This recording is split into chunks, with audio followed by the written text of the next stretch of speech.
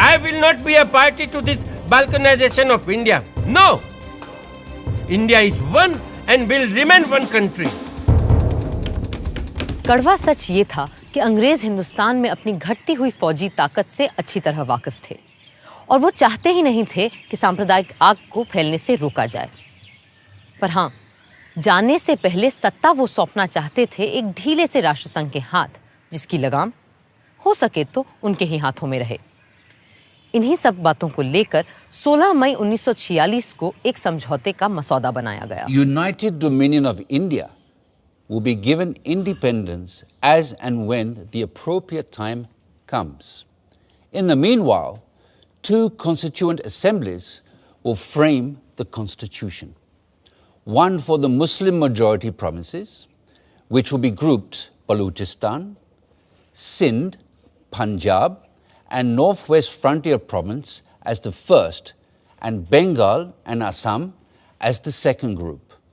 The Hindu majority provinces in the central and southern India will form another group and make their own constitution.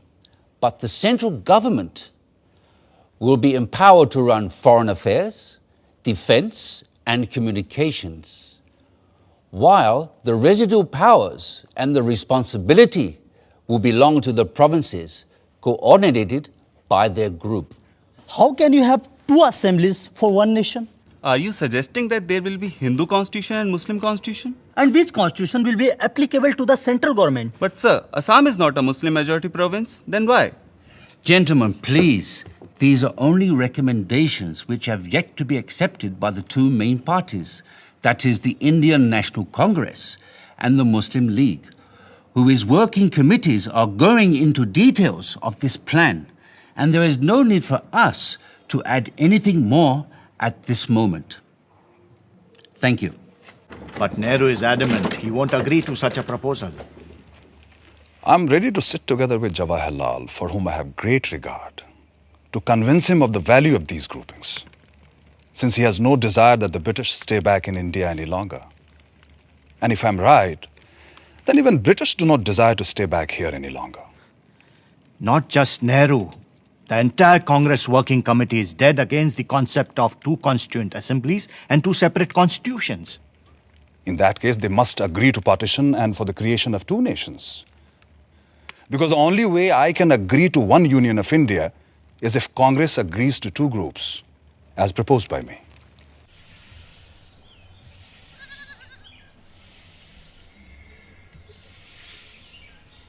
Bapu, working committee ने जिन्ना साहब की groupings की तजवीज के खिलाफ एक रेजोल्यूशन पास किया है।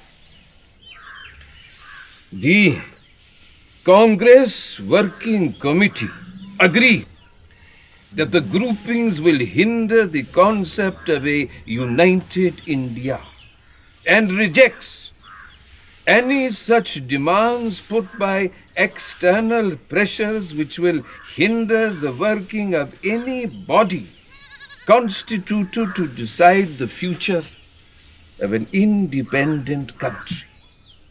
There should be a sovereign body for the purpose of drafting the constitution, and it must be unhindered by any external authority. ये है हमारा दस्तावेज बाबू। हम अपने देश का बंटवारा कभी कबूल नहीं कर सकते। अंग्रेजों ने हमारे साथ चाहे कुछ भी किया हो, उनके कैबिनेट मिशन ने अपना काम पूरा कर लिया है और अब उन्हें जल्दी है कि वो हमारी छाती से उतरे और जाएं। अब ये हम पर है कि हम कैसे अपनी इस दुखी अभागी धरती को सुखी और भाग्यशील बनाएं। कुल मिलाकर कैबिनेट मिशन असफल हो चुका था, मगर वो खाली हाथ वापस भी नहीं जाना चाहते थे। सो दोबारा एक बार मिलने और बातचीत का सिलसिला शुरू हुआ और 1 महीने की मशक्कत के बाद 16 जून को एक और प्रस्ताव सामने आया। Partition? the Congress will never agree to partition. Why would they agree to parity between themselves and the Muslim League in the interim government? And why will they not agree to have any Muslim members on behalf of Congress? How can 1/4 of the population be given half the population's seats in the cabinet? अगर हमने cabinet mission की सरकार में शामिल होने की तजवीज़ नहीं मानी तो न सिर्फ हमें सरकार से बाहर बैठना पड़ेगा बल्कि ये मुमकिन है कि अंग्रेज हमें दोबारा जेल में डाल दें। अब इससे बेहतर यह है कि हम उनकी इतनी सी बात मान लें कि हमारी भेजी काबीना की फहरिस्त में किसी मुसलमान का नाम ना हो। खुद अपना नाम कटवाने की तरकीब बता रहे हैं आप तो मौलाना। सरदार, मुल्क किसी भी शख्स से बहुत बड़ा होता है और किसी भी मिल्लत से भी। मैं मौलाना की बात समझ सकता हूं। अगर हमने सरकार में आने का ये मौका हाथ से जाने दिया तो यकीनन मुस्लिम लीग और खास तौर से जिन्ना साहब इस बात का नाजायज फायदा उठाएंगे। बापू, आपका क्या कहना है?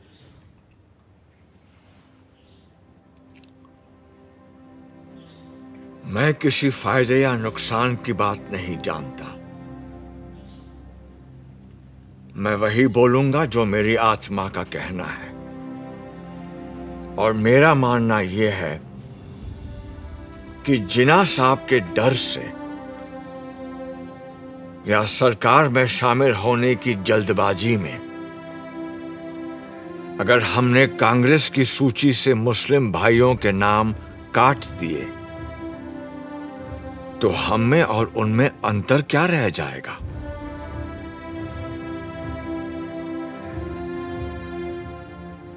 जिन्ना साहब सिर्फ मुसलमानों के नेता हो सकते हैं, पर आप लोग तो सिर्फ हिंदुओं के रहनुमा नहीं है ना। बापू, आपने सही फरमाया, मगर क्रिप्स और उनके साथी अभी रुकने वाले नहीं हैं, और अगर सरकार में शामिल होने के लिए हमें मुसलमानों को अपनी काबीना से खारिज करना भी पड़े तो क्या फर्क पड़ता है? मुझे फर्क पड़ता है, और मेरा ऐसी पार्टी से कुछ लेना देना नहीं हो सकता है।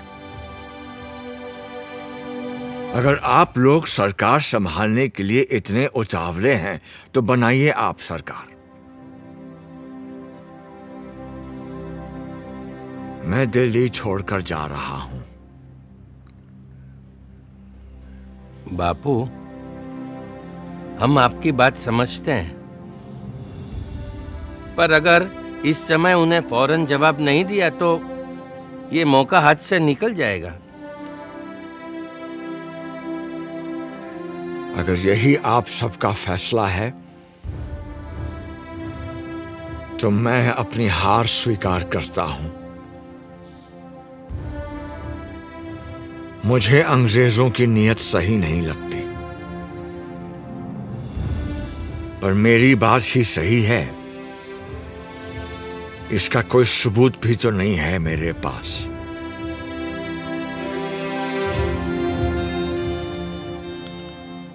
अगर आप सबकी आज्ञा हो तो मैं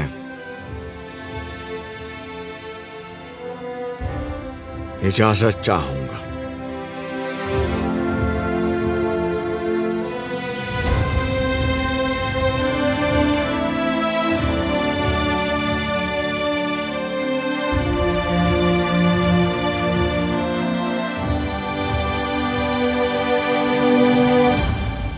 तो अब हम बापू को जाने दें।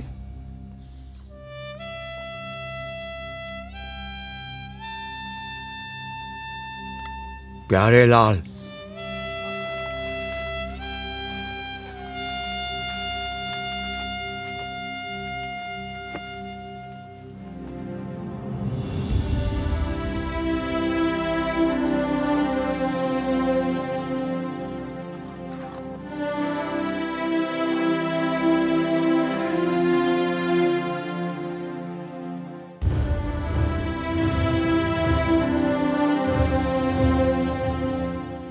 यूं नया संविधान बनाना तय हो गया, और ये भी कि जिन्ना साहब की तजवीज़ के खिलाफ सिर्फ एक संविधान सभा मुल्क का रूप स्वरूप तय करेगी।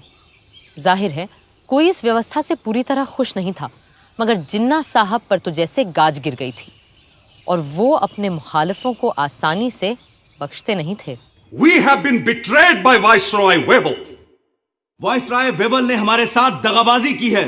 Cripps has debased his talents and Pethick Lawrence has proved to be a treacherous man. Cripps ने अपने हुनर का गलत इस्तेमाल किया है। पेथिक लॉरेंस ने हमारी पीठ में छुरा भोंका है। Breaking all the norms of decency, they have invited the Congress, which had earlier refused the offer to join the interim government without even consulting us. भलमनसियत के सारे पैमाने तोड़कर कांग्रेस को सरकार में शामिल कर लिया गया, जबकि कांग्रेस ने पहले साफ साफ इनकार कर दिया था। और ऊपर से तुर्रा ये कि ये सब बिना हमसे पूछे, बिना हमारी इजाजत लिए बगैर किया गया है। In such a situation, if I have to safeguard the interests of the Muslims of this subcontinent, then I'm left with no choice but to bid goodbye to constitutional methods. इस सूरत में अगर मुझे मुसलमानों की इज्जत, गैरत और हुकूक को बचाना है तो मेरे पास कोई और सूरत ही नहीं रहती सिवाय इसके कि हम कॉन्स्टिट्यूशनल यानी आईनी तरीकों को ताक पे रख दें। The Hindu Congress has time and again employed the weapon of mass struggle to intimidate us, and the British have held their arms and authority to crush us. हिंदुओं की कांग्रेस हमेशा अवामी जद्दोजहद के नाम पर हिंदुओं के हुजूम से हमें डराती आई है और अंग्रेज हुक्मरान अपनी बंदूकों, बेतों और बेलटों से हमें कुचलते आए हैं। Today, we too have forged a weapon and are in a position to use it. अब हमने भी अपना हथियार तैयार कर लिया है और हम इसका इस्तेमाल भी जानते हैं। I call upon all the Muslims of this country to take to direct action. आज मैं हिंदुस्तान के सारे मुसलमानों से डायरेक्ट एक्शन की अपील करता हूँ। From Friday the 16th of August, we will resort to direct action till we have achieved our cherished goal, our Pakistan. ऐ अल्लाह के नेक बंदो, आने वाले जुमे 16 अगस्त से हम सीधी आर पार की लड़ाई लड़ेंगे।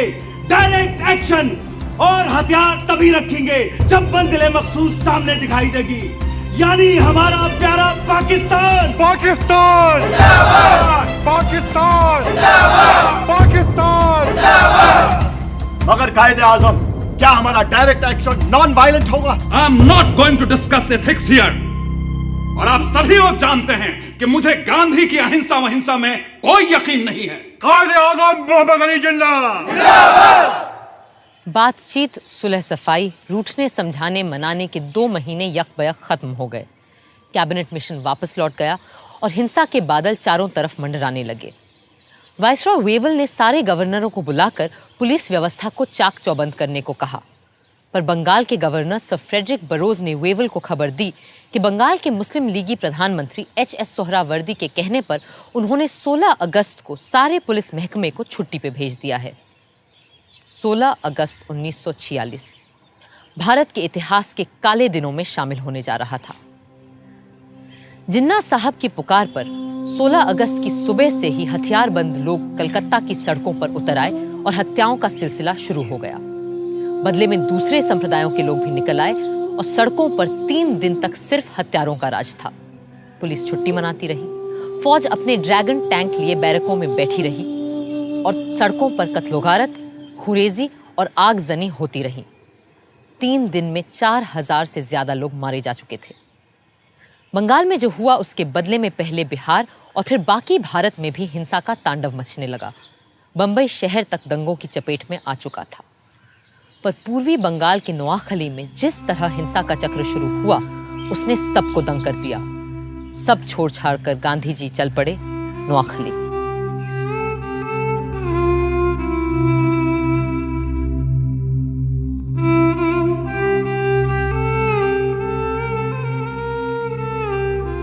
लाट साहब वेवल का मानना था कि हिंदुस्तानियों के साथ मिलकर बनी सरकार ही इस गृह युद्ध जैसी स्थिति को रोक सकती है। सो पंडित नेहरू ने अंतरिम सरकार में वाइस प्रेसिडेंट और सरदार पटेल ने गृह मंत्री का पद स्वीकार कर लिया। जिन्ना साहब ने तो पहले इस सब का मजाक उड़ाया, फिर 15 अक्टूबर तक उनकी तरफ से भी लियाकत अली खान ने वित्त मंत्री का पद संभाल लिया। जिन्ना साहब खुद सरकार में शामिल नहीं हुए क्योंकि उन्हें नेहरू से छोटा या बराबरी का ओहदा मंजूर नहीं था। यूं आर्जी सरकार तो बन गई, पर उसका चलना कदम कदम पर दुश्वार हो रहा था। गांधी जी ने तो बहुत पहले ही लाट साहब वेवल को इस खतरे से आगाह किया था। You must make your choice of one horse or the other. You will never succeed in riding two at a time. Choose the names for the interim government from names submitted by the Congress or the League. For God's sake, do not make an incompatible mixture, and in trying to do so, produce a fearful explosion. Even a government headed by the League is not going to damage India. But I'm not ready to accept the division of Congress as Hindu and League as Muslim. No.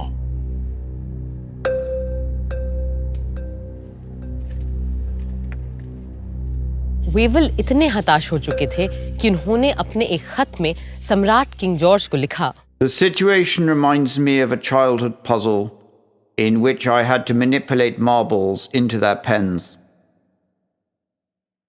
Just as the last one seemed to get into place, the others invariably ran out. I am trying to postpone convening the Constituent Assembly as much as possible, and maybe have one more round of talks with Mr. Jinnah and Nehru. Perhaps in London, a city both of them have lived in and love.